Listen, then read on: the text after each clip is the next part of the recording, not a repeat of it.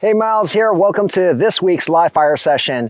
If you followed along on Monday, we're now moving into recoil management, and also Monday's dry fire session allowed you to reinforce and get more repetitions of basically everything we've covered in this series, and just added another layer, which is working on your stance to have a good forward center of gravity to battle recoil. Today we're going to be working on some simple live fire exercises that are going to help you fine-tune your forward center of gravity so you can have good recoil management. And once you've established and validated that forward center of gravity, then you can pretty much do any drill we've covered in this series, any live fire drill, and just incorporate that proper balance point. And you'll see what I mean in a little bit.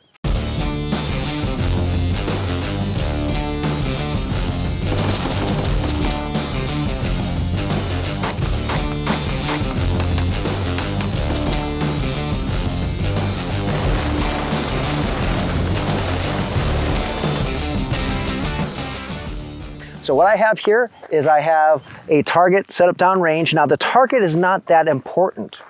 Actually, what is very important is to have a partner or a video camera. Really, you can work this without even any target. You can just be shooting into a berm if you want to. Because just like dry fire, you want to see what's happening with your body. Are you moving back or not? So I'm going to load and make ready, and I'm going to talk through what we're going to be doing today. I'm going to take single shots first. So you're going to try to remember where that balance point was from your dry fire. I'm going to do this incorrect. So maybe I'm not doing this right. I have a 9mm here. I'm going to shoot. I'm going to take single shots first. So I'm going to do this, and I'm going to focus in on my shoulders with my video camera, or have my partner look at that. I'm going to take single shots and ask them if there's any movement. Okay, so if you look at the camera, not a lot of movement, I still hit my target, and for the average shooter, they'll think, oh, you don't need to lean forward. You were able to manage it fine, everything is good. You know, and that's correct, I still have my target, but if there's any movement, that means I have to wait for my sights to go back down.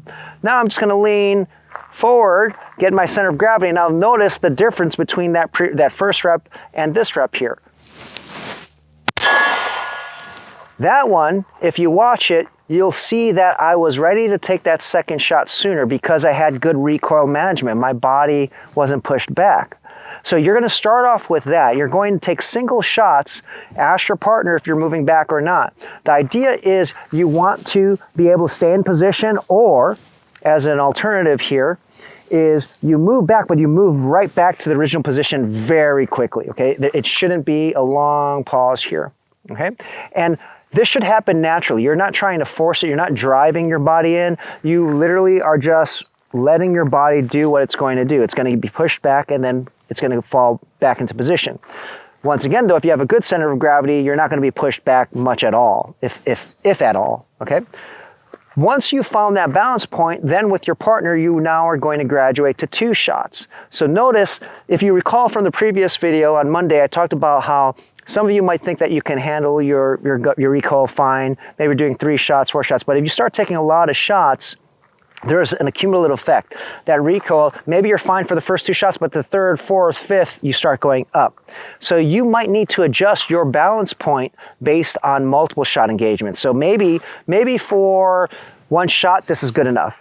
But as you take more shots, maybe you'll realize you have to get a little bit more aggressive, okay?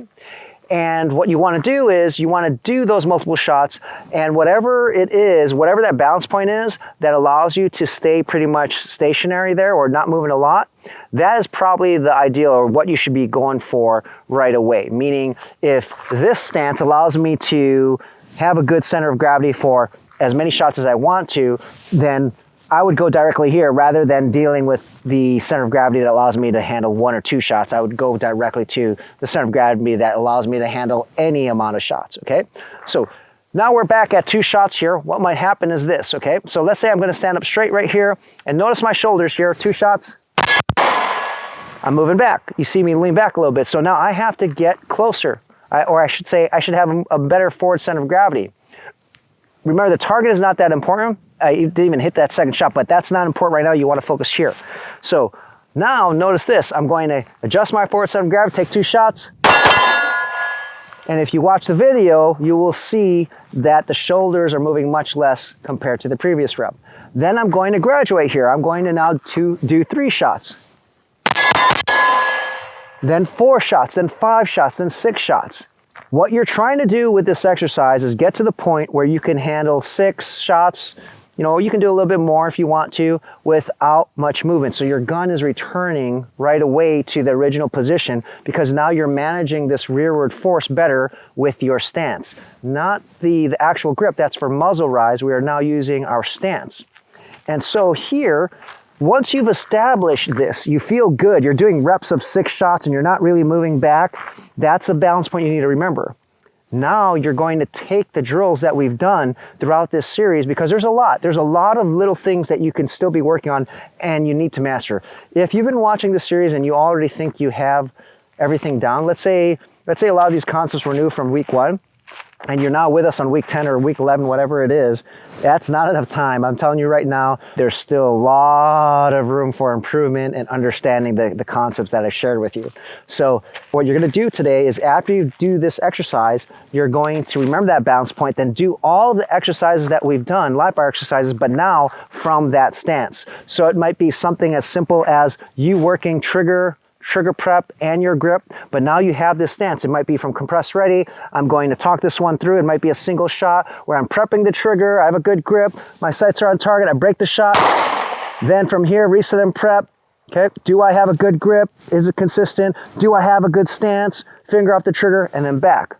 Okay, so the idea is you're going to do everything that we've done, all those live fire exercises to reinforce what you've already learned or you need to polish off, and then add the good forward center of gravity. And if you're using a shot timer, you're going to notice that your shot times should actually be faster because now there's going to be less movement in between shots because now you're managing recoil much better. So now when you combine this with good muzzle control, you technically should be faster and your shot should be more accurate because your sight should hover around the target zone more closely than having to be all over the place and potentially breaking a shot when your sights are not there. And that comes with good muzzle control management and recoil management.